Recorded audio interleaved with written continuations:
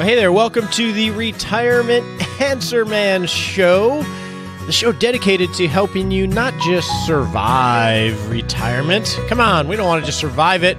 We want to rock retirement. My name is Roger Whitney. I am your host. And here we are at the end of March, and if you've been listening for some time, you know that this is the final episode on our Healthcare Before Medicare series, where we've been diving into what do you do if you retire early and you need healthcare before Medicare. And we've explored the Affordable Care Act. We talked about Medishare last week. And this week, what we're going to do is explore some alternative options. We're going to talk about COBRA. We're going to talk about working part-time. And then in our practical planning segment, my awesome sidekick, Nicole, is going to join us to share some of your comments on your journey. We've had lots of listeners email in to share some of the things that they found out. And we're going to answer some of your questions. So I'm excited about that. So that's what's on deck for today. Now, next week, the beginning of April, we start a whole new series, and this is on Bond. James Bond. Well, actually, it's not James Bond this time. It's Bond. Investing in bonds. We're going to start a whole month-long series about how do we invest in bonds, given that it seems that we're entering a rising interest rate environment, which can be a little risky when you're talking about investing in bonds. You know, we always talk about trying to take the minimum effective dose of risk to position you for a awesome retirement. Well, a lot of times when you're dialing down the risk in a portfolio, the normal thing that happens is you end up owning more and more bonds. But how does that work when we may be entering a rising interest rate environment? That's what we're talking about in all of April. So if you got questions on that or comments on that, go to rogerwhitney.com and shoot us a question or your insights so we can incorporate that into dealing with bonds and the villain of rising interest rates. But for today, let's get to talking more about healthcare before Medicare and getting this set. But we can't do any of that until we have that all-important disclaimer.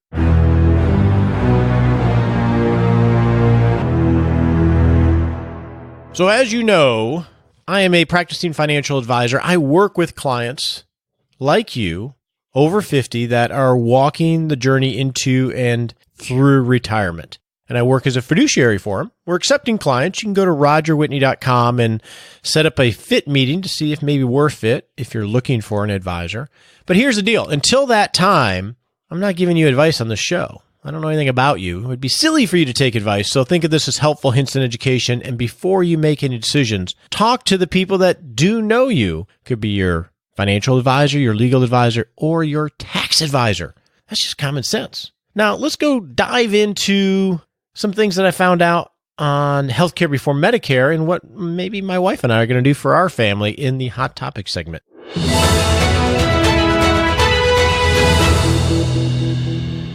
So in the Hot Topic segment today, I want to explore some alternatives to Medishare, which we've talked about, and the Affordable Care Act, and give you an idea of what my wife and I are thinking for us and share some of the numbers related to our family since she quit her job. So now we got to figure this out too. That really worked out well for me in terms of doing this series this month.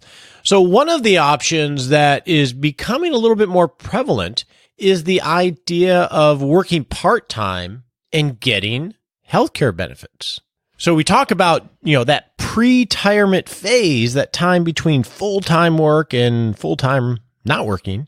And that pretirement phase could be the bulk of your quote-unquote retirement, where you're working, but part-time, doing something you enjoy, but it still gives you income, socialization, a purpose, and it possibly could give you healthcare. There are more and more companies that seem to be offering healthcare. So I'm going to go through a list from some articles I found on jobs that are offering healthcare even if you're working part-time. Now, this list may not be complete. I'm sure it's not complete, and it may change because companies change, the kind of benefits that they offer. I just went for the most recent articles I could find on the topic. But I think the key here is if you want to explore, okay, what part-time work could I do that might be sort of cool, and I could solve this huge issue, and we've really defined, hey, this is a big issue if you're retiring before you're eligible for Medicare.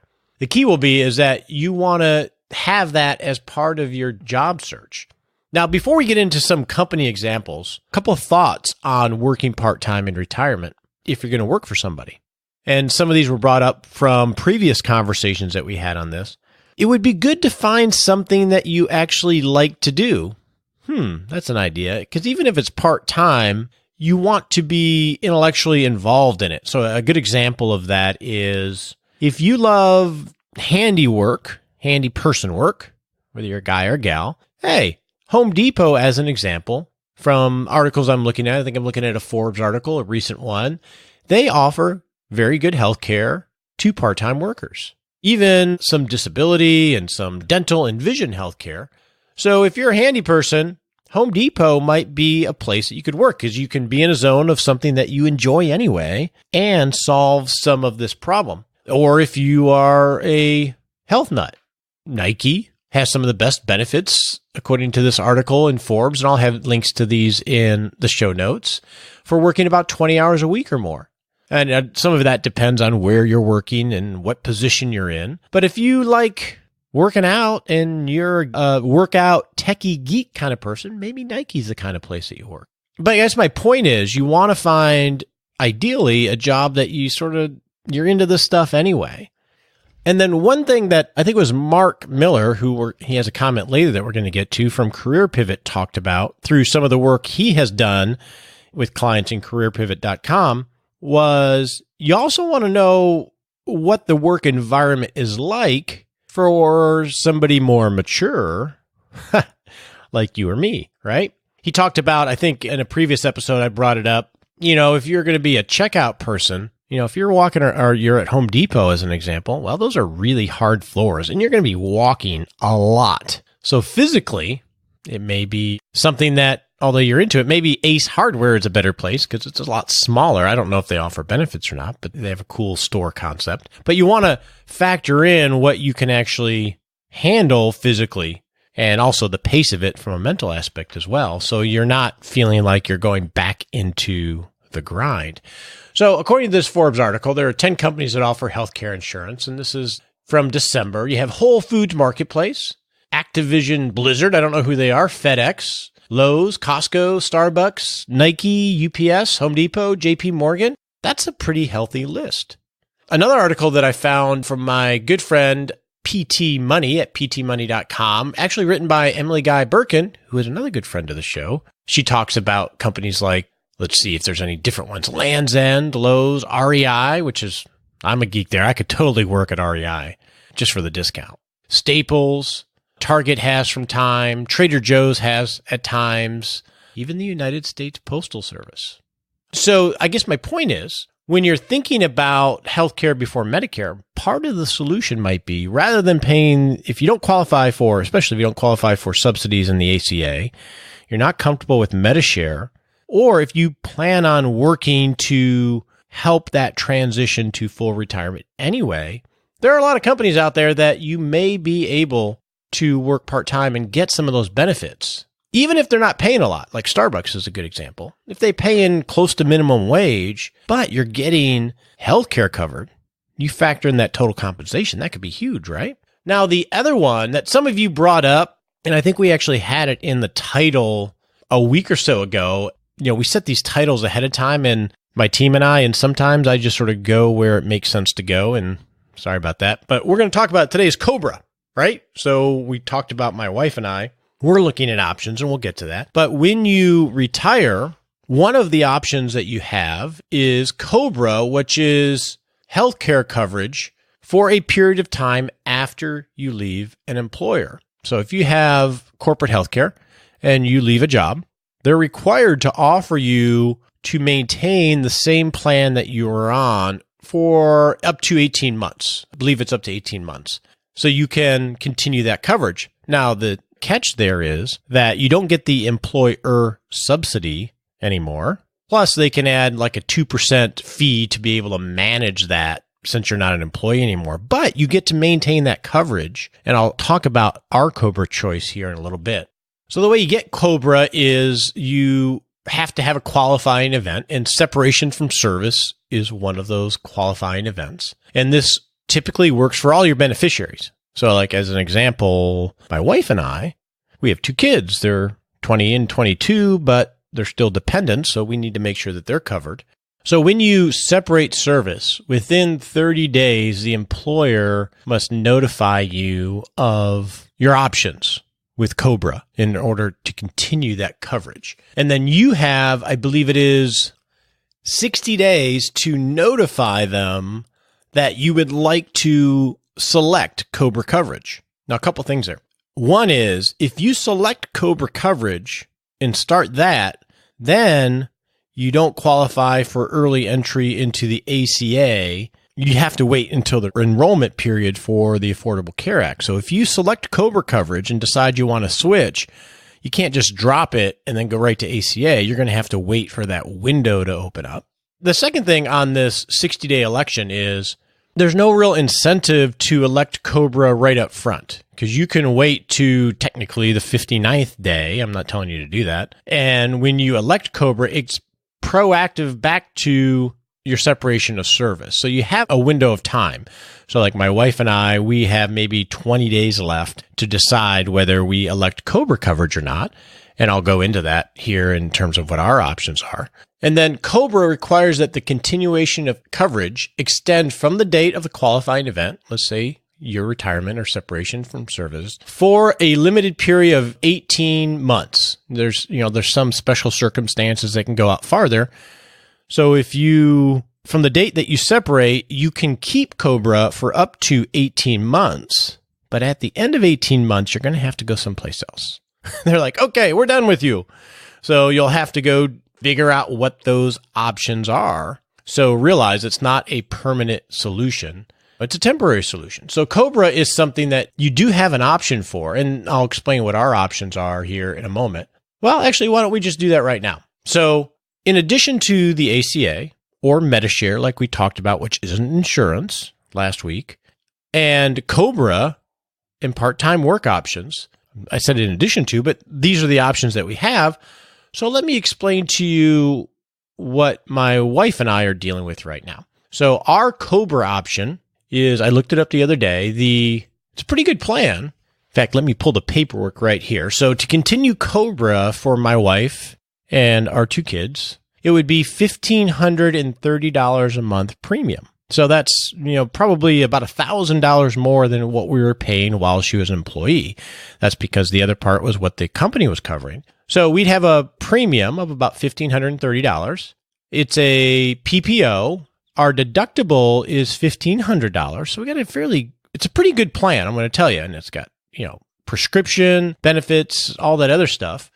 So for $1,500 a month, we could have a COBRA plan with a $1,500 deductible, and we've used it before. I had knee surgery a couple years ago, and it worked really well. I don't have here exactly what our out-of-pocket is, our max out-of-pocket. I'm going to assume it's like $4,000 or $5,000, but I don't have it here right in front of me. So option 1 for Roger and his family is we could elect COBRA, pay $1,530 a month, have that for roughly 18 months, and have a really robust plan. It was a great plan. Option number 2 for Roger, and I just want to give you the idea of what we're dealing with, is I could go to the Affordable Care Act, and we're not going to qualify for any subsidy. So it would be a $7,000 deductible with a max out of pocket of $14,700. And the premiums would be $2,154 a month. On the ACA site, it estimate that our yearly cost would be about just over $32,000. So a lot more expensive than COBRA, a lot higher deductible, and a lot higher max out of pocket. So ACA, I think for us is a non-starter simply because we don't qualify for any subsidy. So I got COBRA at $1,500 a month with really robust. Now let's look at Medishare. We talked about it's not insurance. So I may use some insurance terms, but realize it's not intentional. But Medishare is an option where you get to opt out of the medical system and go to this community-based system. And for us, the Medishare program that we're looking at now has a share amount, we'll call it deductible, of $7,500. So basically, we pay 100% up to $7,500. The standard monthly share, or premium, we'll say, is about $444 a month. Wow. So it's considerably cheaper. And if you qualify for some healthy aspects, it could go down to $366 a month. As they call it a share amount, but it's, equivalent to a premium. And then 100% out of pocket to annual household portion. So that's at $7,500. But there's no prescription coverage. So if you have an event afterwards, I think for the first 6 months, they cover prescriptions, but then after that, they don't. So that's a big one.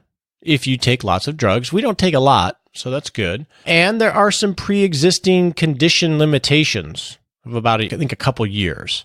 We don't have really any of those that are worrisome on our part. And then lastly, it's not insurance, so there's less legal protection.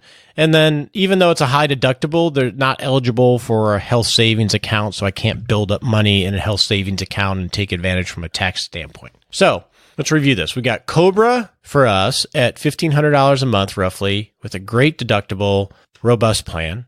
We have ACA, the silver plan, which is a non-starter financially. And then we have Medishare.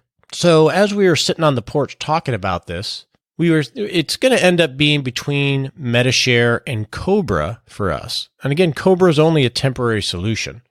Ultimately, we would have to go to whatever the system is 12 to 18 months from now, or to Medishare once COBRA, ran out. So there's a couple ways of thinking about this. The way I approached it was, so let's call it 12 months because COBRA is a temporary solution. So let's say, really, I'm making a decision if it's between Medishare and COBRA. I'm making a decision for the next 12 months because ultimately I'm going to have to go to something else anyway, even if I went through COBRA. So let's take a big event in the next 12 months. So if I go 12 months with Medishare, my premiums would be just over $5,300 and my 100% coverage out of pocket would be the $7,500. And let's assume another $3,000 for stuff. So if I had a major event in the next 12 months, it's going to cost me just under $16,000. So let's just call it $16,000. If I had a major event while on Medishare over the next 12 months. And this is obviously lots of assumptions in here, but we're trying to make it as simple as we can, especially for the episode, to get an idea of maybe how you think about this. Plus, it's going to be a little bit more work. I think with Medishare, my impression is that you got to work the system a little bit more. You got to be a proactive consumer because one, a lot of healthcare providers aren't as familiar with the process, even the ones that are on the PPO of the Medishare that we looked at. And two, negotiating prices and paying cash and managing, making sure everybody's paying everybody. The system isn't near as mature as a normal healthcare system. So there's going to be more work involved. So that would be the cost of a big event in Medishare is, let's call it $16,000. Including the premiums for 12 months. Now let's look at COBRA. So for COBRA, the premiums for a year would be $18,360. Let's say with the deductible and the co-pays and everything else, it's another $5,000 on top of that. And then let's say there's another $1,000 just for drugs or whatever else. So we're looking at $24,360. So if you have a big event in the 12 months between COBRA would be about $24,000 and Medishare would be about $16,000. That's a big difference. And again, we're only really making a decision, we'll say, for 12 months because that's, if you chose COBRA, you'd end up having to go to something else anyway. And you can always switch from any of these at any time if something better presents itself as our government figures out what the heck they're doing. So that's interesting. That makes me want to lean towards Medishare, take some risk because it's not technically insurance. But I'll tell you, the COBRA plan is really attractive. So, I don't know if we've actually made a decision on this. Now, what happens if you have a big event happen? Kidney transplant, crazy stuff. Well, technically you could switch to ACA, right? If you hit the window, the open enrollment window, or, God forbid something huge happens, then you create the event, like moving to a different zip code or something, just to be able to get in. I mean, if the life is on the line, it's a transplant or, something huge, you do what you got to do because they'll accept any pre-existing conditions. Now, one option I was thinking of, in making this decision, one strategy might be that you go with COBRA, and I'm talking about myself here.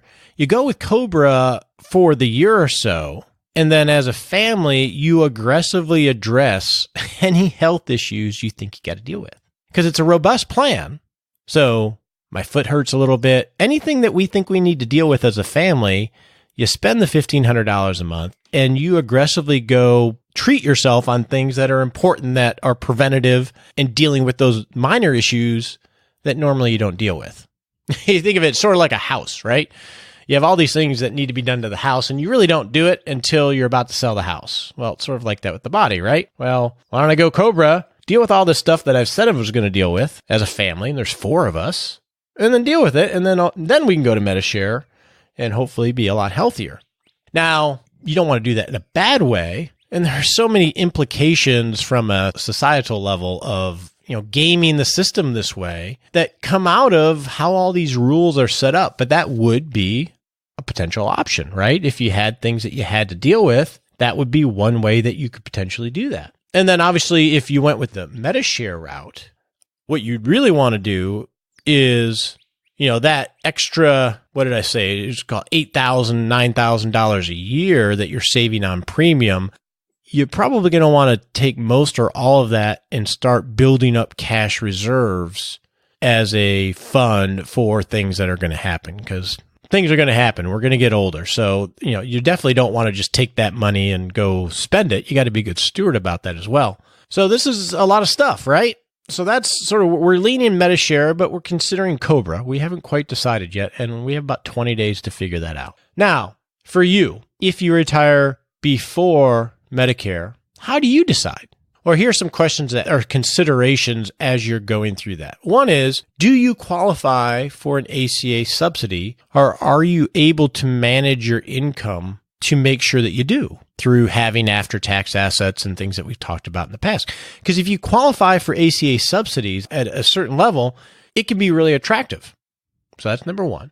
Number two, you want to consider, well, how healthy are you from, maintenance drugs that you need physically, from a weight, cholesterol, blood pressure, all those types of things. Because if you're not super healthy, you probably aren't going to want to go to a Medishare type of program, because that's not really designed for people that are not healthy. So you want to understand that. Another question is, well, how much time do you have before you qualify for Medicare? What is the gap in coverage that we're trying to solve for? Because that will influence which one of these makes sense. If you're just a year out or maybe a year and a half out, maybe you go with COBRA. Another consideration is going to be, well, how much do you have in financial resources, right, to be able to deal with things, and how much do you have from an after-tax perspective, a tax-deferred perspective, and everything else? So let's say you have a lot of resources, but they're all in tax-deferred accounts, and you already have a plan to draw lots of money to help pay for your retirement. Well, that's probably going to hurt you when it comes to ACA subsidies. So that's going to be an important aspect. And then lastly, what are your plans to work? Because if you are planning on working anyway, maybe you need to at least explore and see what your options are in getting some benefits by working part-time, because that seems to be a viable option depending on where you're at and what those opportunities are. So hopefully that helped. Now let's get Nicole on and go into the practical planning segment and talk about some of your questions and observations.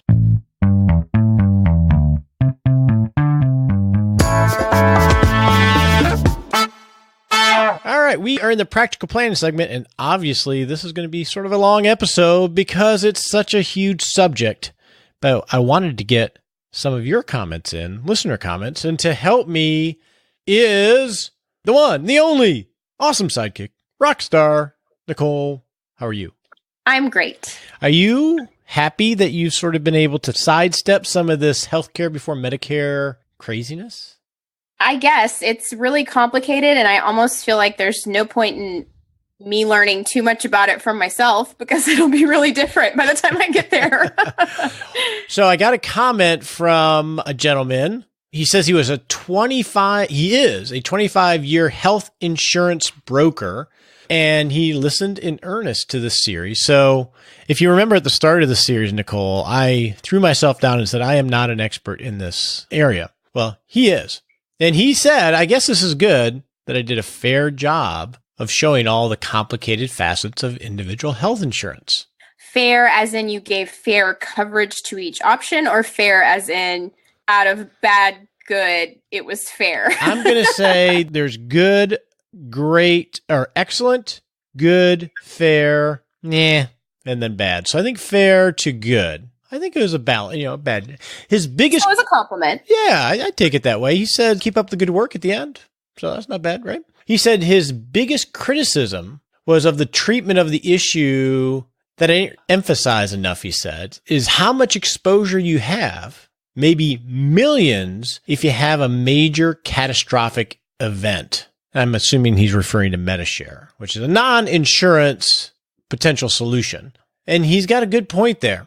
Because if you have this major event and you have Medishare, it's a little, it can be worrisome. Are they going to cover it all? Now, he says in the real world, you don't have time to move to the Philippines and reapply to ACA, etc. And one issue you never hear about is when people talk about the theories that they never consider having a major illness in the later part of the year. If you have a $10K out of pocket and your illness goes on for 2 years, you will be out $20,000 in short order. Very good point. And then that's a good point, don't you think? Because, you could get sort of sandwiched right there at the end of the year. And then he says, all the Medishare folks are doing is practicing traditional underwriting and offering very sketchy coverage levels for a cheap price.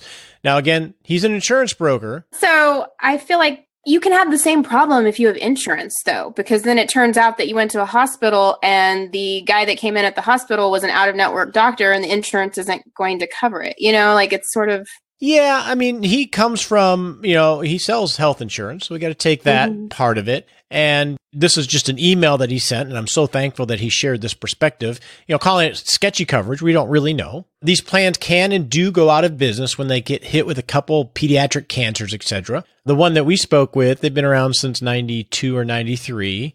And there's going to be sketchy ones there. I think a good point he makes about all of this is that they're not near as regulated as traditional health insurance.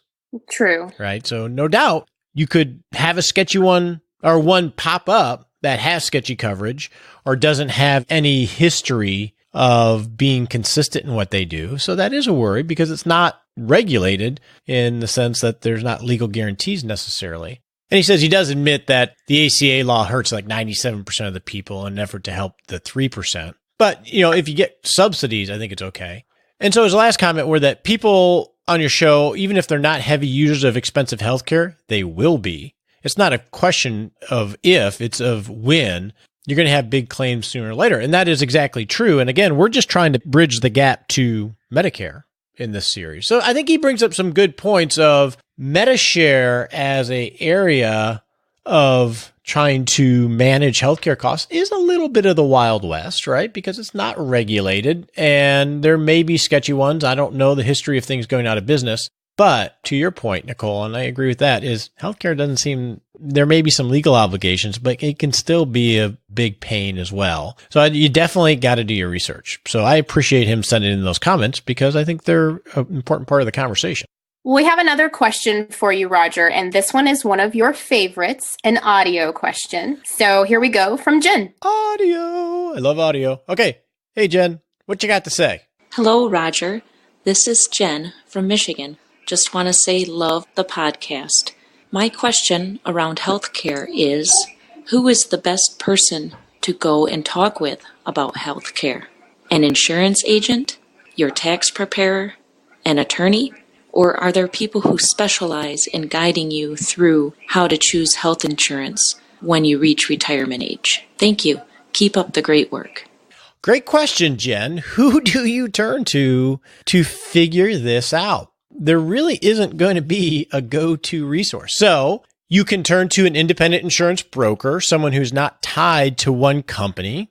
That can be a good option. But again, they're only going to have traditional health insurance options. Now, the Affordable Care Act, if you go to their website, they actually have a navigator program that will help guide you through the process, and they can connect you with someone local that has been qualified to whatever extent they do on understanding how the Affordable Care Act works. But they're only going to be able to help you with the Affordable Care Act. You can also go to your financial advisor or your CPA. They may have the most independent view, meaning that they're not making money in what your choice is. So they're more apt to look across the whole spectrum of things, but they may not be an expert in it, like a insurance broker or someone that's a navigator. In the ideal situation, in my mind, would be, because I'm proving I'm not an expert, I'm exploring this along with everybody else, is I've always found it good to have someone that you trust how they think, like a financial advisor, if you have one, and then you let them help quarterback it to be in your corner as you go talk to the independent insurance broker or the ACA navigator. Because a lot of times they may not be an expert in it, but they can help think from different angles. And they have some financial expertise coupled with the expertise you have in your life to sort of get to the best solution. I mean, that's what I'm doing in my own situation. I'm bouncing these ideas off of people I trust, and I also get to bounce them off of you to try to come to what we think might be the best solution. So hopefully that answers your question, Jen. And I'm so happy you love the show. Our next comment really comes from Scott, who is 55. His wife is I guess his wife could be 55. He's 56. We don't know. And they're retired, and they did quite a bit of research into their healthcare options, including Medishare, ACA, and COBRA. And they ultimately decided to go with a Medishare company called Samaritan. And they have been super happy with it. He says that they've gotten a lot of side perks, that they actually have been charged less than the standard monthly share because of their claims history. They've been really healthy. And then he shares a link with us to actually compare some different Medishare ministries. So I think we can pop that into Six Shot Saturday, and some listeners might find that useful. Yeah, we definitely can. And Scott, that's great that you've had a great experience so far. It is interesting that because the claims are exceeding the revenue, that they actually lower the amount that they're charging you. And you said very aptly, very cool. Would an insurance company do that? No, they wouldn't, right? A couple thoughts here. And this is what I'm struggling with too. You know, a lot of the attraction to Medishare is the low premiums, the share amount, we'll call it. Like I said in the previous segment, we're talking over $1,000 a month between COBRA for me and Medishare. That's a lot of money. And it's easy to make the decision focus solely on the premium or the share amount, right? The savings that you get.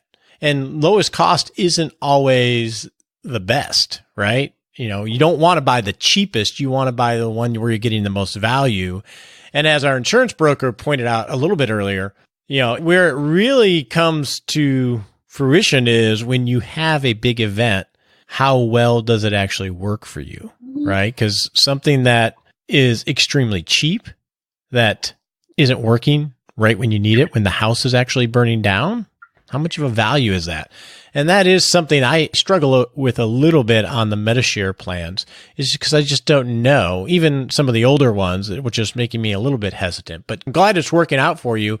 And definitely it's a great solution from a cost perspective in terms of the share amounts of the premiums. But there are some things to think about. Hello, Mr. Roger. Hey, Nicole, that is not you. Oh, is that Archer, your son? How you doing, Archer? Good. Now, I understand that you're having some health problems. You have allergies right now? Yes. Yeah, I heard you went to the allergist yesterday. How are you feeling? Good. Good? Okay. Did he give you like a lollipop or anything when you left? 2 lollipops. What? You got 2, so you gave the other one to your brother? I ate both. Oh, okay. Well, well, it's good to see you, buddy, but we need to get back to our show, okay? Bye. Bye. Nicole, he is so adorable. Thank you. I think he's pretty cute too, except for when he's throwing a fit. All right. Well, let's get on to the next question. Our next comment is from Lee, who wrote in to talk about a couple of other options that we didn't discuss on the podcast. Lee suggested that for you, Roger, you could actually purchase group insurance. And have Shauna and me as employees. Lee also suggested that sometimes an insurance agent can find policies that are ACA compliant, but they're off marketplace, and that can be a little bit cheaper for people. And then Lee also just commented generally, the problem with Medishare and things like that is it takes the healthiest people. So then you've got the healthiest people kind of off the market, and it drives up the ACA policy costs for everybody else. Lee, what a trifecta you had there, buddy. Well done. Yeah, number one, you're right. You can do small group policies. So and again, I'm not an insurance agent and not an expert in this, but you can have a group policy and have very few people on them. That might be an option you explore, probably with an insurance broker. And then, yeah, good idea that you can, if you talk to an insurance agent, they might be able to find things that are compliant, but off of the marketplace that we all have to go to. Now, your last comment's interesting because it's true, right? If you're healthy and you're older or even younger, and you're able to opt out of the system to go to something where you just surround yourself with healthy people, that's called adverse selection to the good, right? Meaning that that's one reason why cost-wise, it can be a lot easier. Insurance companies aren't really allowed to do that, especially in the ACA. And so from a community standpoint, you take a lot of the healthiest people out of the system, it doesn't really feel good from a country standpoint. And that's a big problem and it's a philosophical problem because at the end of the day, we're trying to manage and be good stewards of our house, right? And sometimes that can be in conflict to quote unquote, the greater good from a society. And the way all this stuff gets set up, it sort of forces you down those kind of decision trees that run into some of these gray areas. I don't have a result of it. Ultimately, I feel like I'm responsible to my family, number one. Reminds me of that scene from The Incredibles where the husband and wife are talking and he's like, it's about the greater good. And she's like, I'm your wife. I'm the greatest good you'll ever have. There's that, right? So, but it creates these things that we don't want to have to struggle with, but it's because the convoluted way all these rules get set up. So we got, Lord knows how many emails and comments on all this stuff, and we haven't been able to reply to all those. So I apologize for that. But this could go on forever, couldn't it, Nicole? Yes, really could. It's hard to know where to draw the line and just stop. Yeah. So I know that we didn't get to all of the considerations and areas that we need to think about in this month-long series. So this is not the one and only time that we're going to address this. And we'll learn from how we handled it here to hopefully continue to walk with you and figure out how do we actually tackle healthcare before Medicare. Nicole? Are you going to let us know what you ultimately decide to do? Oh, you haven't heard yet. I'm vacillating between COBRA and Medishare. But that's not what you ultimately decided. That's still choosing. Oh, will I let you? Yes, I will. Yes, I will. I still got 20 days left. So let me noodle on that for a while longer. Okay. Okay. Okay. After all this heavy stuff, can we go get happy, please? Yes. Okay.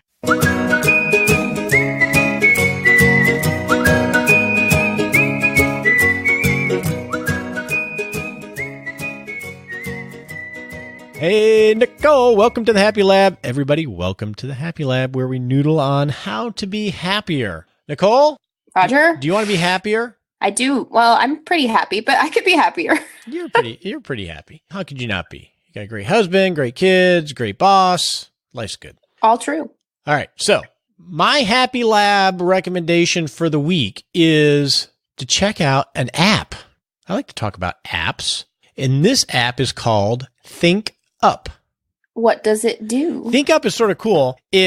You can record and has a library, but you record them in your own voice, affirmations. So you can have affirmations about motivation, about being healthy, about, various things. They have a library of affirmations if you don't have your own, but then you record reading it and then you set it so it reminds you during certain parts of the day to go play the affirmation that you've read back to yourself. I am good enough. I am awesome, whatever. So it will randomly tell you, hey, go read that affirmation, listen to that affirmation that you gave yourself to try to get yourself into a positive mindset. That's really cool. Right now, I know that sort of goes to, that Al Franken skit in... That's all I'm thinking about right now. I'm good was. Enough, I'm smart enough, and doggone it, people like me. Yeah. Now, we don't have to wear a sweater and say it like he does. But that was where my mind was going too. And I'm sure everybody on this show, they're old enough to remember that. You just are an old soul. But those things really work. And just because you do that, you don't have to be that corny, whatever word you want to use. They work. There's a lot of science behind that. So if you're interested in that, go check out. It's called Think Up is the name of the app. Cool. Okay. All right. Let's go set a smart sprint. On your marks, get set.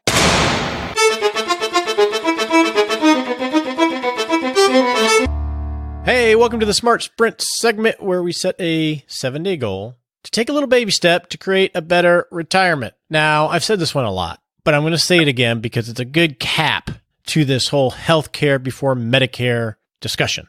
In the next 7 days, identify one area that you need to be healthier in and get working on it, because all the studies show the healthier you are, the less expensive healthcare will be when you get older.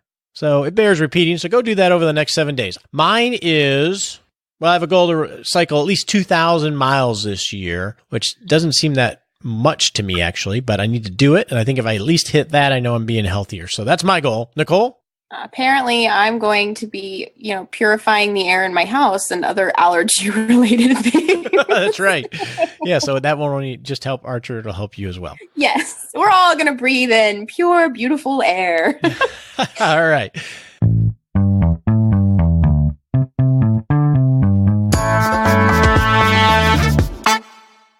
Hey, we so appreciate you listening to the show. We are excited about next week's theme, Bond. Investing in bonds. Dun, dun, dun, dun, dun, dun, dun. I don't know this theme song. So we're excited. It depends on the movie, right? Yeah, it does. Oh, no, there is a theme song. But it's a whole bond theme for next month as we explore investing in bonds in this environment. But now, I want to tell you something. We are accepting clients for people that are looking for an advisor that they want to not just have manage their investments, but also walk the journey into retirement and really walk alongside them. So if you think you want an advisor, and you want to consider us and have a fit meeting, where do they need to go, Nicole? Go to rogerwhitney.com and click on Work with Us. And we'll set up a time just to chat with no obligation. All right. See you next week. Bye.